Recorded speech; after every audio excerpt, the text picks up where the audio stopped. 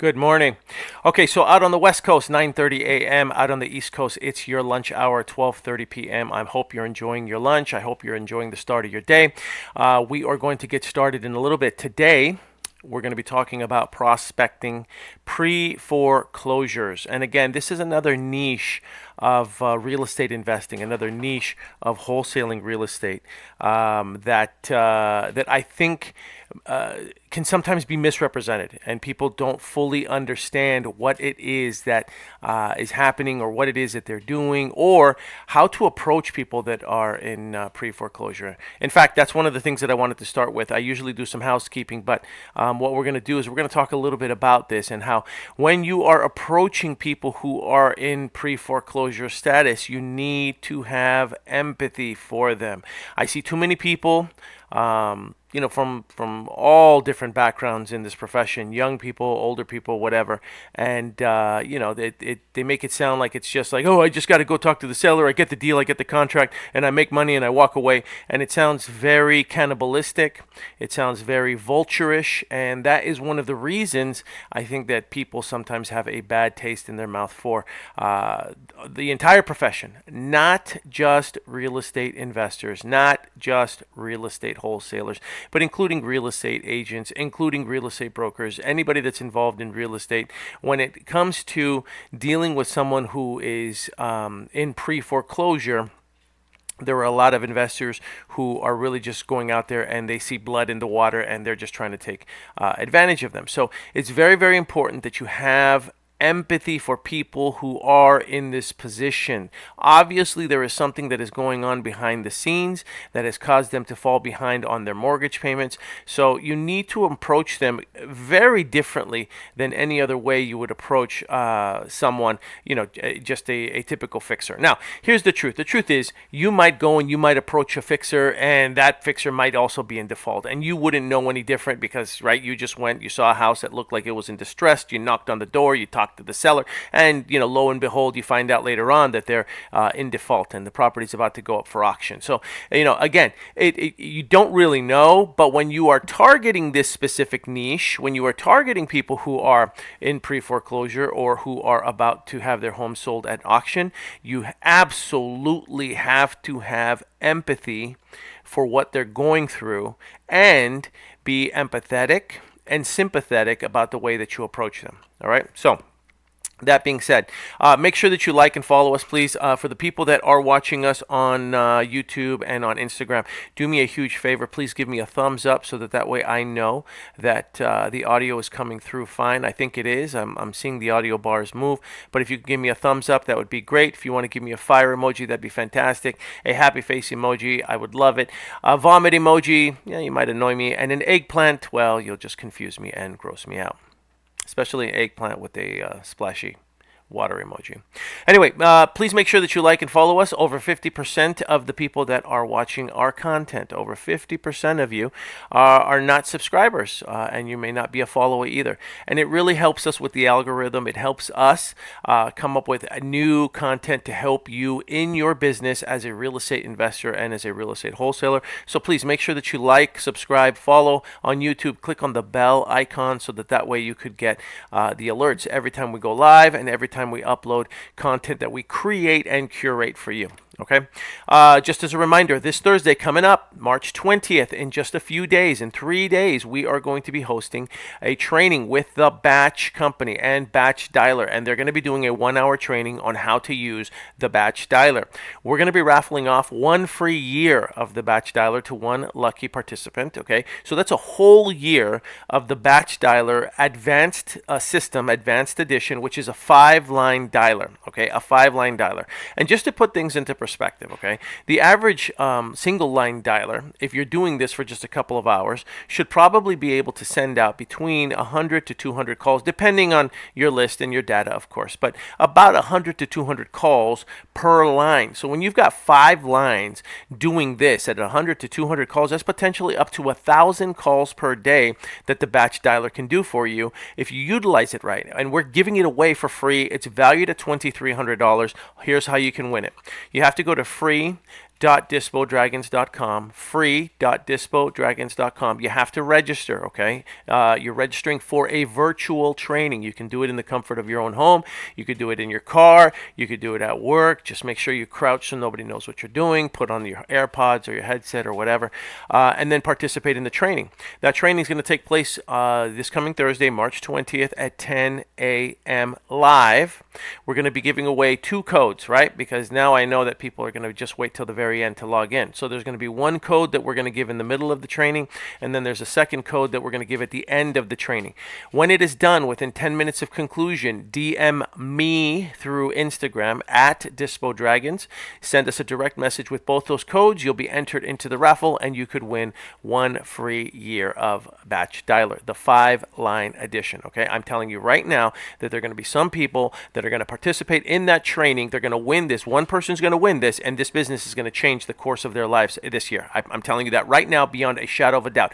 Don't take that message lightly. Okay, I know it sounds crazy, just having a automated dialer, but trust me, like if you haven't made calls manually yourself, when I first got started, I had to pick up the phones and manually dial. No, they weren't rotary phones, but they were still push button phones, and we had to pick up, hang up, pick up, hang up, pick up, hang up. That's how we used to have to do it, and you were lucky if you could get 150 to 200 calls manually done that way by yourself. Okay, so you make sure that you participate, make sure that you register, and put yourself in the raffle. Why not, right? As a reminder, I wrote a book. The book is called Deal Like a Dove, Dispo Like a Dragon. If you haven't picked it up, it's on Amazon. It's 400 pages of straight up how to build this business, how to build a successful real estate investing and real estate wholesaling business. I don't pull any punches. I lay everything out there. Pick up the book. You can go to dove.dispodragons.com, dove.dispodragons.com. It will take you to the Amazon listing. Sometimes Amazon does not like redirects, so they don't like me making shortcuts. So sometimes it'll take you to an Amazon page, but it's going to say, "Are you a human?" and it might ask you to do something with an image or type in the letters or whatever. But dove.dispodragons.com is a direct shortcut to the Amazon listing. Buy the book, you pick it up, you take a picture of yourself with it, tag us on social media, and I will send you the free Audible version for free. You'll get a code for it, and you can download the Audible version for free so that you can listen to it while you are on the go in your university on wheels. I love music, I love concerts, I love all of that stuff. But at the end of the day, look, if you're going to be driving for 45 minutes to an hour every day, you may as well use that time wisely to educate yourself and make you better and more proficient and professional at this business. Get the Audible version, okay? Download it on Audible. Use one of your credits if you're a monthly subscriber, or buy the book, and I'll give you a code for it for free. All right? If you don't recognize this photo, you're looking at a photo of Jay-Z and a photo of Warren Buffett, who is one of Jay-Z's mentors, right? And there was a very famous photo that was taken of Jay-Z at a diner with Warren Buffett and Steve Forbes, who for whatever reason was cut off of this image that I found, of them having milkshakes. The rumor is Warren Buffett, and correct me if I'm wrong, but Warren Buffett has I know he drinks Coke or Diet Coke every day, and he has a milkshake every day. That's like just his treat to himself, his routine. Jay-Z went out to Warren Buffett and sought him out as a mentor. Now, Jay-Z, as you all well know, is wildly successful in his own right, without Warren Buffett, and yet you have someone who is a mega successful entrepreneur who decides that he's going to go and he's going to find someone more successful than him to mentor him on how to become even more successful, right? And now Jay-Z is a billionaire, multi-billionaire, again, correct me if I'm wrong, and some would argue, did he get there by being mentored by Warren Buffett? I don't know, but I'll tell you this much. It couldn't have hurt him. Right? It definitely did not hurt his business acumen by being mentored like someone of Warren Buffett's caliber, right? So why do I bring that up? Because we have a profit-sharing mentorship program in our business. You can go to start.dispodragons.com, start.dispodragons.com. It is structured so that you can win, get paid, and still It incentivizes the mentor to be there for you, to walk you through the entire process, to help you close your leads for you, to help you get deals under contract for you, to fill out those contracts with you, to help you find the buyers for the deals. You get paid, they get paid, everybody gets paid a percentage of it. It's in the form of a profit sharing, and everybody wins. You don't have to feel bad calling someone up and asking them for help 3, 4, 5 times a day, because it's structured that way, because everybody is going to win. Go to start.dispodragons.com and you'll learn more about it, okay? Our profit sharing mentorship program. Let's talk about prospecting pre-foreclosure. So for those of you who are just tuning in, yes, Nikki, you are in that book. And you did a phenomenal job on that one deal that we did. All right, let's talk about what a notice of default is versus a NTS, a notice of trustee sale. So if you are brand new, all right, what you are seeing are people all over the internet who are real estate investors, real estate wholesalers, and some of them you're going to hear that they'll brag and boast about the property that they got. They went out there, they found someone who was in default, they bought the home, and then they went and flipped it and made $150,000 to $200,000. And as I started this training with, I'm not too fond of those stories because they sound vulturish. So it just does. It's not a good look. All right. And if you're brand new and you're watching those videos, I'm going to walk you through this entire process so that you understand exactly what these terms mean. If someone is in NOD status, notice of default, that just basically means that they've missed their payments. Okay. They're not going to auction yet. But what happened is that the bank is legally giving them notice that they are in default, and it is recorded against the property. So they've typically missed about 3 payments now. Sometimes it's 4 or 5. Some lenders even go as long as 6 months before they file a notice of default on a property. But once it's filed, it is then recorded, and the homeowner is then notified that they are in default, right? This is your notice. The second phase is the notice of trustee sales. That typically happens anywhere between 3 to 6 months. Again, depending on the county, depending on the state, and depending on the type of loans. All of these rules aren't 100% guaranteed to be applicable to whatever deal you're working right now. I'm just giving you general terms, and so that you have a general understanding of what this means. When they've reached notice of trustee sale, that means a second recording has been filed now, and now they have an actual auction date, and they're going to be putting it up for sale. A notice of trustee sale at some time in the future, typically is 3 to 4 months later. I know that some states move a lot faster than others, so you're going to have to research what state you're in to see. Sorry, I got an interesting itch on my face. Notice of trustee sale and auction. Okay, so there's notice of default, there's notice of trustee sale. There are two very, very different things. When most people are served with a notice of default, or a notice of default is filed against their property, they don't worry about it too much because it's the beginning stages, right? It's just started. The pre-foreclosure stage has just started. They're not about to get kicked out of their home. So they tend to drag their feet, or they tend to put their head in the sand. They tend to avoid it, all right, at notice of default stage. So when you're going out there and you're approaching people, again, we talked about having empathy, but when you're approaching someone who is in default and you're coming at them with like, hey, you're in foreclosure, I want to buy your home, right? Number one, it just happened, so they're not quite as scared as they would be if they were in notice of trustee sale, NTS, and they know that their property is about to be auctioned off in a month. They're not quite as scared, they're not quite as motivated, and they don't really want to hear your message, not right then and there, okay? Now, when they're in notice of trustee sale, when they're in NTS and they know that their house is going to be auctioned off, then yeah, they're probably a lot more motivated. They're much more motivated to hear what it is that you have to say, or what it is that you have to offer, or any help that you can provide them. So just keep in mind that when you approach someone, depending on the stage that they are in, number one, the approach is going to be different, but number two, their response is going to be completely different, and their level of motivation is going to be completely different depending on what has happened, right? And if they're in default or if they're in NTS auction status. Okay, where do you find these lists? Well, you can find pre-foreclosure lists using paid tools like Batch Leads, and if you want a 7-day trial of Batch Leads, you can go to batch, BATCH, .dispodragons.com, batch.dispodragons.com, and you can get yourself a free 7-day trial. And if you continue the subscription after the 7 days, you will get a 50% off your first month. Okay, now with Batch Leads, you can download 10,000 records per month, and they are already skip traced for you. So you can use batch leads. You can also use PropStream. There's other leads that you can use, other lead sources that are paid for that you can use as well. Those are the two that I recommend. Then you can also call title representatives, and I've talked about it in many other trainings about the importance of developing a relationship with a local title representative in your market or in the market that you're going to be working on if you are going to be doing this virtually. So you can call up your title representative. Hey, John or Jane, it's Paul. Listen, can you do me a favor? I need a list. They call it a farm package. I need a list of all the homes that have been in default over the last 12 months in this county. And then they can typically pull that list. They may not be able to give it to you skip traced, though. You may have to get it skip traced on your own, but they can definitely give you a list of all the properties that have been in default. Okay.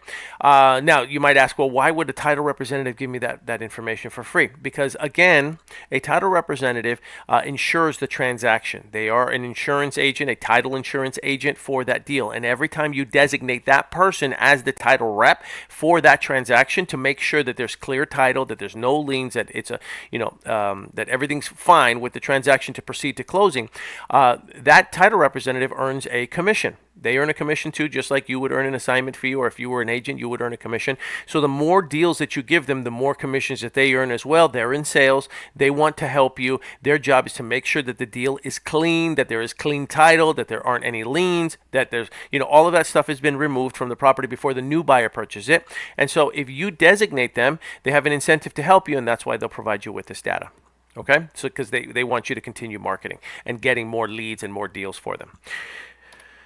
Every investor is trying to get them to sell. So when you're approaching pre-foreclosure leads and you're going out there and you're talking to sellers who are in notice of default, when you're talking to sellers who are in trustee sales or auction status, when you are approaching them, every investor is going to approach them and they are knocking on their door under the premise of, hey, I know you're in default. I want you to sell your home to me. Hey, I know you're in default. Sell your house to me.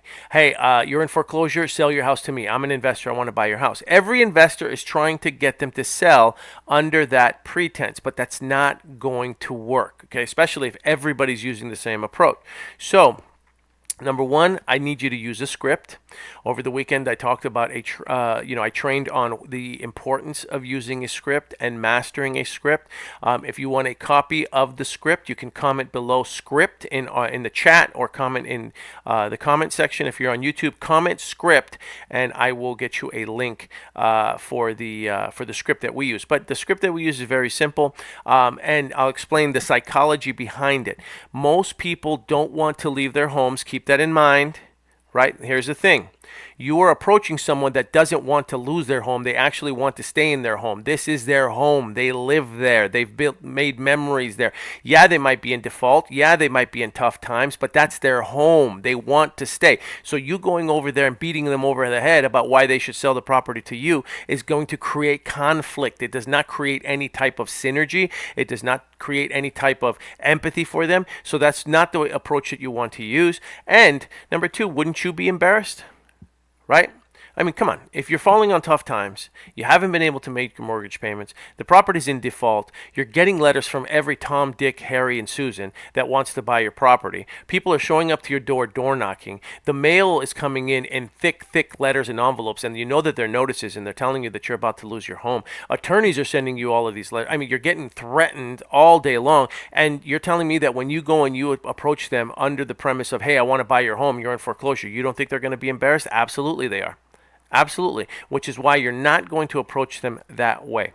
The script that I recommend using is something similar to this. Hey, I'm looking for John or Jane. Hi, John or Jane. My name is Paul. Listen, I know that this could be a mistake, and I'm sure it is, but your house is still showing up on Zillow as a property that's in default or in foreclosure, and I just wanted to make sure that you knew how to get it off that list.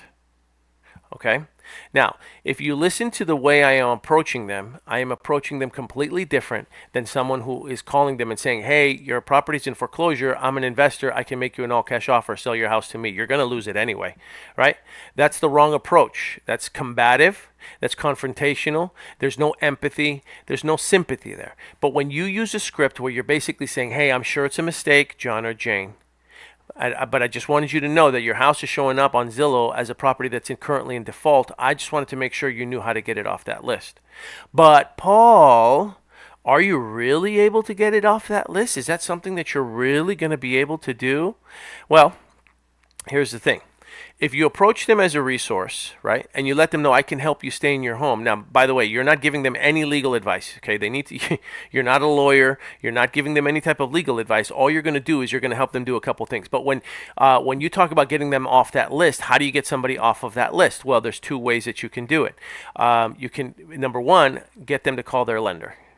All right, you'd be surprised by how many lenders want to work with the borrowers. It will boggle your mind. The banks don't really want to foreclose on that borrower. They really don't. They don't want to foreclose on the borrower. Here's why. Because if they foreclose on the borrower, number one, the borrower, especially one that knows how to use the system, can just stay in the house as long as they want.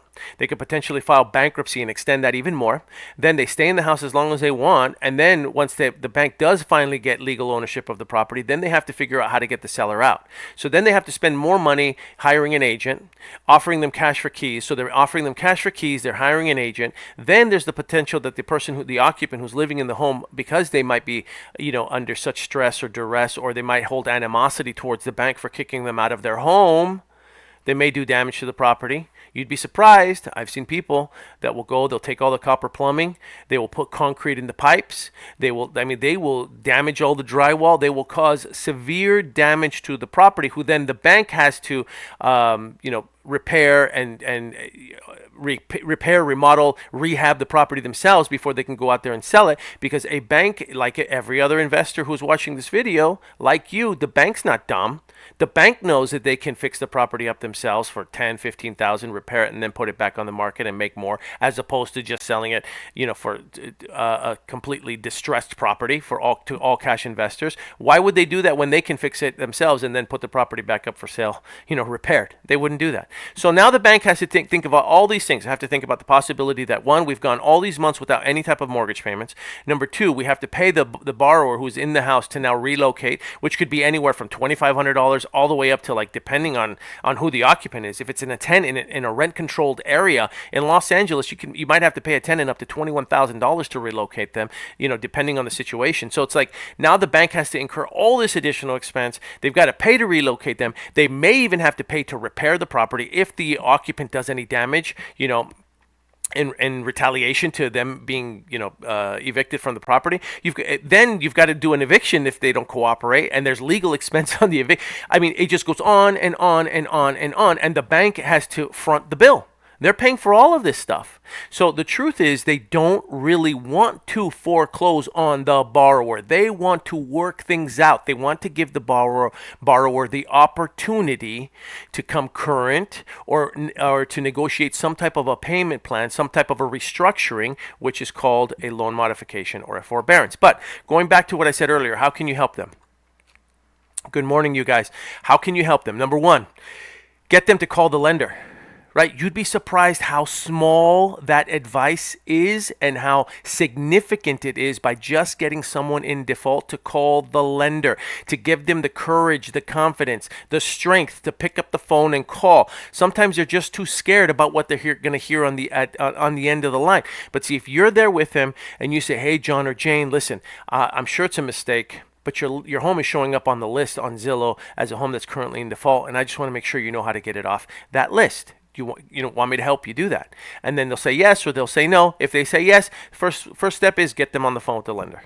Right? You can do that either in person, or you can just suggest it to them that they get on the phone. Now, if you're doing this virtual, it's going to be hard to do it in person. But if you've built enough rapport with them to where they trust you enough, they may even give you what's called a letter of authorization, LOA, permitting you to be able to speak to the lender on their behalf. Okay, some borrowers will do that, and you can have that letter of authorization. You can send it to the borrower, to the bank, and then you can call on behalf of the borrower to get updates. But the first thing to do is to get them to call the lender to see what their options are. Okay, the lender wants to work things out. They would rather work things out than to lose all that money trying to get the property back, to then potentially have to invest all that money into the property just to get it in a condition where it can sell. Okay, they don't want they don't want to sell it for even more of a loss. All right, so get them to call the lender. First thing. Second thing is to apply for a forbearance or a loan modification. Why would you want them to apply for a forbearance? Well, if they apply for a forbearance and they're approved, that balance, what happens typically is it's a forbearance, so it's not just forgiven. It's not forgiven. It's a forbearance. You'll stop making the payments, and typically they'll take the portion that you didn't make and they'll just apply it to the back end of the mortgage as a second loan. That second loan never disappears. You may not have to make monthly payments on it anymore, but it's still there. And when the property is sold or refinanced, you've got two loans on it. You've got the primary mortgage and now a second one that was in the form of a forbearance. Now, it's not always structured 100% of the way the way I'm explaining it to you, but these are just different possibilities, right?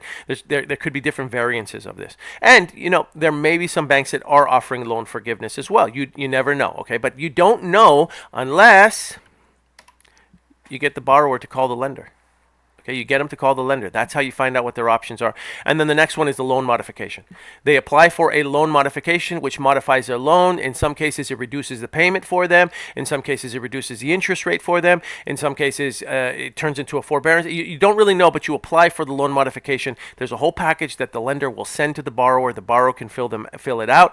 I'm not going to suggest that you fill out this stuff for them, right? Just because of the legal ramifications of it. So you're not a lawyer, and I don't suggest that you fill out any of these forms for them. They should be filling out the forms for themselves. All right, just FYI. You can help them, you can guide them, but do not fill out any of the forms yourself. All right, now if they want to go hire a lawyer to help them and walk them through this process and pay, $300, $400, $500 an hour to fill these forms out for them, with them, then, God bless them. And that would be a very safe recommendation for you to do. But you just want to guide them in the right direction so that they can communicate with the lender, and the lender can instruct them on what to do exactly, what to do next. Now, here's the deal. At the beginning, we're talking about working pre-foreclosure leads, right? And having empathy. And you are looking at this video and you're saying to yourself, well, this did not go the direction that I thought it was going to go in. I thought this training was going to go on how Paul was going to show me how to get pre-foreclosure leads so that I can buy their property for cash, make them a 50 to 60% offer, fix it, flip it, sell it, so that I could make $75,000 to $150,000 on the flip or on the assignment fee. That's what I thought I was going to look at. Paul's teaching me how I'm going to help them get out of default through the form of a loan modification or a forbearance. What's this all about, and why are we even talking about all this stuff? Great question. Okay, here's why. The average redefault rate over 12 months is 56%. So 1 out of every 2 loan modifications, 1 out of every 2 borrower who is approved for a forbearance, 1 out of every 2 borrowers who is approved for loan forgiveness, right? 1 out of every 2, over 50% of them actually redefault within 12 months, right? This is the stat. Now, ask yourself this. If you were the one that was there for them to help them, go out there and get the loan modification, get the forbearance, get the loan forgiveness. If you were the one that helped walk them through this, as opposed to being just like everybody else who was banging on their doors saying, hey, you're in foreclosure, you're going to lose the house, I want to buy it from you. Your property's about to go to auction, I want to buy it from you right now. If you were the one doing that, if you were one of those people versus you being what I'm instructing you to do, which is a resource for them, hence the sign behind me, right? That's why I chose this message in the back. I don't know if you notice it, but every video I have a different message or some type of an image in the back that is applicable to these videos. There's a lot of time and effort that goes into making these videos and these slides, believe it or not. But anyway, if you're a resource for them and you're helping them out, then are they more likely to trust you when and if they go back into redefault? Absolutely. Absolutely they are. Why not? Right? So this is the reason that I am going to suggest that you approach them as a resource first, helping them do what it is that they want to do anyway. They just want to stay in the home anyway. So try to help guide them through that process. And if by chance they do go back into default again, you'll be the one that they turn to. Or worst case scenario, they get approved. They get approved for a loan modification. They get approved for a forbearance. They get approved for loan forgiveness. Well, then guess who they're going to call if they have another friend, if they have another family member, if they have somebody else that is going through the exact same thing. right? And let's say that that other person that they're is going through that exact same thing. Let's say that that person doesn't want to stay in their home. That person just wants to sell. They just want to get out of Dodge. Just make me your best offer. Let's close this and let me get out of here. I want to get out of here, right? There are going to be some people like that, but if you approach them, confrontationally from the very beginning, using you're in default right now, you're in foreclosure right now, you're going to lose the house, I want to buy the house from you, it's not going to work. Okay. Now I've seen, posts, I've seen teachers, I've seen veterans, and a lot of them will say, hey, don't even acknowledge the fact that they're in default. Just go through your normal script. Hey, John or Jane, my name is Paul. I'm calling about 1234 Mockingbird Lane. I wanted to see if you might be open to an all-cash offer on it. Right? They're suggesting that you just go that way. In my opinion, in my humble opinion, these people are being approached by people making the same offer every single day. They know that you know. Trust me, they know that you know, because there's going to be times where you're going to call somebody and you're going to call them and, hey, I'm calling about 1234 Mockingbird Lane, and they'll say something like, I already hired an attorney, I'm working on it. What that tells me, based on the volume of calls that I've done, based on the level of experience that I have, what that tells me when I hear that enough times is that these people already know that they're in default and that that's the reason that you're calling them. So, I mean, why not just acknowledge it from the very beginning? Hey, John or Jane, listen, we've never met. Here's why I'm calling. I'm sure that you already know by now, but your house, and this is probably a mistake, your house is showing up on Zillow as a house that's currently in default, and I just wanted to see if you knew how to get it off that list. And that's it, right? And then their response is going to be, oh, I already have somebody working on it.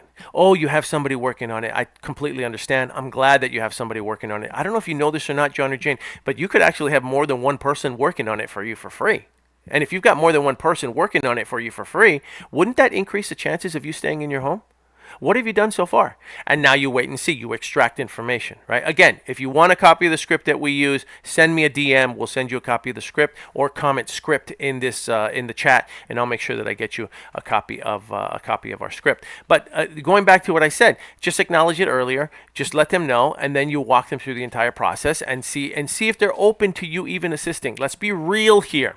Some people are not going to be open to you helping no matter what. You could be in the desert holding a gallon of ice cold water. They could be dehydrated, they could be sweating, they could be ready to pass out, and you could offer them the gallon of water that you've got for them to drink, and they'll still turn it down. That's just, some people will, some people won't. So what? Next. Don't take it personal if someone doesn't take your offer to be a resource for them, if someone doesn't take your offer to be sympathetic towards them, if someone doesn't take your offer of being empathetic towards them and what they're going through. Don't take it personal if they don't accept that, or more, or worse yet, if they're insulted by you even doing that. Don't take it personal. They're going through a rough time too, right? So the more you approach them with a servant's heart when they're in pre-foreclosure, notice of default, notice of trustee sale, the more you approach them that way, the more likely that you're going to generate business, and either from them directly or in the form of referrals, because you're turning them into one of your fans. Now, here's the catch. All right. The catch is, when you work notice of defaults, when you work notice of trustee sales, they're going to take a lot longer, right? That's the dirty little secret that, everybody doesn't want to share with you. That's the dirty little secret that people don't want to talk about. They want to talk about the 12-year-old that got me a deal and made $12,000 in Singapore. They want to talk about how you just get this contract and you get this contract and you put it together, and then it just sells itself. They want to talk about how I just saw this ugly house and I went up there, talked to the seller, knocked on the door, I handed them the paper. They said, hey, give it to me. I want to sign it and give it to you right away at a discount. And then I just found some rich landlord, because every landlord's rich, and then I put them together and then we all made money. That's what they want to tell you. Okay? Working notice of defaults and trustee sales is not something that is going to typically happen within 30 to 45 days unless you're approaching people that are in auction status. So if you're approaching people that are in auction status, that's different. Remember, we talked about that at the very beginning. I will end on this topic. Notice of trustee sales, those people who are in auction status are much more motivated than people that are in notice of default. If someone has just gotten a notice of default, all that's happened is they've just been given a warning that, hey, hey, you haven't made payments for 3 months, get your act together. After 6 months, it goes into notice of default, and maybe 3 or 4 months later, potentially the property can go for sale. People who are in auction status are much, much, much more motivated than people who are in default status. Does that make it easier for you to get a hold of them? Hell no. Nope. Just because they're in auction status doesn't mean it's easier for you to get a hold of them. Sometimes it even makes it harder for you to get a hold of them because they just, like I said, they want to put their heads in the sand. They're embarrassed. They're going through tough times. They want to avoid the world. Look, it's that's just how some people react. Don't judge them for it. That's just what they're going through. Okay, so in some cases, it may even make more sense to go over there and knock on the door if you can. If you're doing this virtual, you're going to have to use a couple different other creative strategies. That might include mailing them a FedEx envelope, which, by the way, they're getting FedEx envelopes from their banks too, so that might not even work. You're going to have to get a little bit creative, and you're going to have to approach them from a different angle as opposed to doing what everybody else is doing, which is beating them on the head, saying, "Hey, you're about to lose a house, sell it to me." That's not going to work. Okay? I said it at the very beginning. Empathy. Have empathy. You need to have empathy for these people. All right? Now, I'm going to close out on this. You can join our Dollar Club. We have those scripts that I talked about there as well. The Dispo Dragons Dollar Club. It costs $1 for lifetime membership. Yes, $1. Don't complain. Don't groan. It's just $1. All right? And it's not start.dispodragons.com. Sorry, it's school. SKOOL.dispodragons.com. School.dispodragons.com. You can go there and you can have access to all of our scripts, all of our trainings, all of our stuff that's there. I make sure that we post it all there as well. Lastly, please make sure that you like and follow us. Click that bell icon so that way you can get alerts every time we go live. I appreciate you being here. I appreciate the feedback that I am getting. I appreciate the DMs that, help me create additional content. So if you have a question about something, if you need help with something, don't hesitate reaching out to me. Send me a message. I can probably cover it, creating a live video like this, covering that content so that everybody else can benefit. Because if you have that question, chances are there are other people that have the exact same question, and we all win. The rising tide lifts all boats. So if you have a challenge, you need some help, send me a DM, and I'll work on presenting it to the audience. I'll present it to everybody so that you win and they win and everybody else wins as well. If you have a deal that you're working on and you need some help, comping it, analyzing it, which is the best exit strategy. Look, I'm a level with you. We can comp a deal out in like 5 minutes or less. Okay, 5 minutes or less. So if you're spending, 45 minutes to an hour comping a deal, you're shooting yourself in the foot. Okay, you're using your most valuable resource, which is time. Okay, if you need help comping a deal or analyzing a deal, and when I say a deal, I don't mean just giving me an MLS listing. Don't send me a Zillow link and say, hey, what would you offer for this? I won't respond to that. But if you actually have a deal where you are talking to a seller, a deal where you've communicated with the agent, right, and you are in real conversations where you think you can make something work, you just need numbers, you need help with the numbers, feel free to send me a DM and we can talk about analyzing that deal for you. If you have a deal right now and you're having trouble selling it, you're having a difficult time getting it dispoed, if you haven't figured it out yet, dispo's in our name, right? That's what we do. So if you need help getting one of your deals out to the marketplace, out in front of the right eyeballs, in front of the right buyers, send me a DM and we'll talk about your deal. We'll take a look at it and I'll figure out who the right buyers might be and the best way to present it to them so that we can get that deal of yours sold. Everybody gets paid. Everybody wins. All right. Thanks for being here, you guys. We'll talk soon. Have a productive day. I'll talk to everybody. Take care. Bye.